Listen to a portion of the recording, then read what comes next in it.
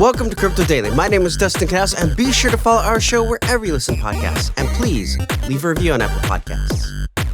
Last week, I discussed how Coinbase was raising their bounty on bugs in the system, and since then, they've already paid out their highest amount yet.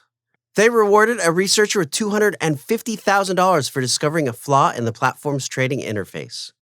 The Coinbase engineers were able to reproduce the flaw in an API for retail advanced trading. They put that platform into cancel-only mode before validating and releasing a patch. Luckily, the vulnerability had never been exploited by hackers previously. Coinbase explained how the vulnerability works in an announcement.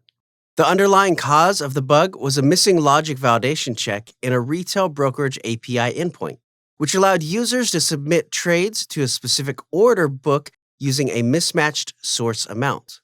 This API is only utilized by our retail advanced trading platform, which is currently in limited beta release.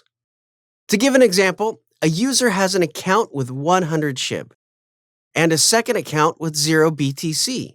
The user submits a market order to the BTC USD order book to sell 100 BTC, but manually edits their API request to specify their SHIB account as the source of the funds.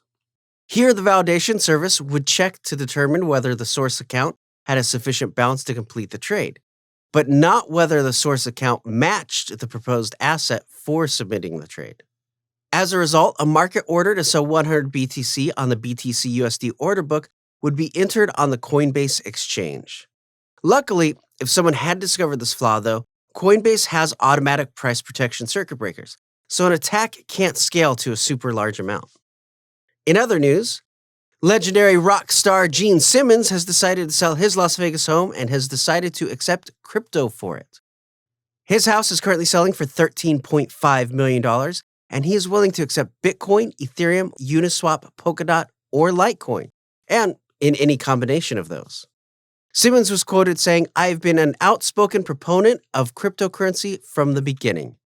It is the future of money, and it just makes sense to offer interested parties the option of using cryptocurrency to purchase the estate." The home has 6 bedrooms, spans approximately 11,000 square feet, and boasts of an 11-car garage. Now, Simmons only bought the house in 2021 for $10.8 million, and less than a year is looking to make a profit of $2.7 million on it. Pretty interesting.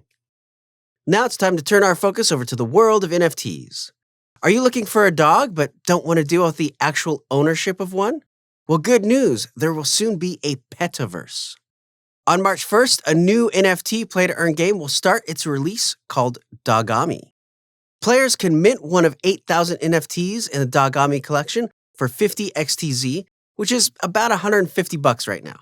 The DOGAMÍ project has 300 breeds of dogs with unique traits and characteristics. These NFTs come in 4 rarity tiers: bronze, silver, gold, and diamond. It seems like it's basically the new era of Tamagotchi, but with a higher price tag. A beta version of the full game will launch in Q2 of this year. Also in the Metaverse, the city of Manchester has started construction on the world's first football stadium in the Metaverse. For us Americans, it would be a soccer stadium. The city has partnered with Sony in a 3-year agreement to make the stadium a reality. The goal is for Manchester to recreate their Etihad Stadium so people can watch live games through virtual reality and have a similar experience to actually being there. This way, anyone in the world can visit, watch games, and enjoy the atmosphere, even though they'd likely never get the chance to actually do it in person. The football group CMO said, "The whole point we could imagine of having a metaverse is so you can recreate a game.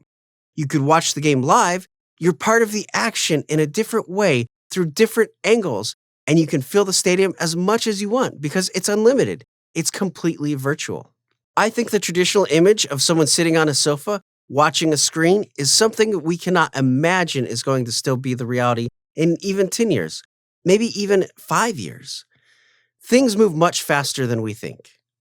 Now, this could certainly change the way that broadcasting rights are done and really shake up the television industry. Please follow our show wherever you listen to podcasts and leave a review on Apple Podcasts. If you get your podcasts on YouTube, be sure to subscribe and leave a comment there. I'm Dustin Knaus, and thank you for joining me today.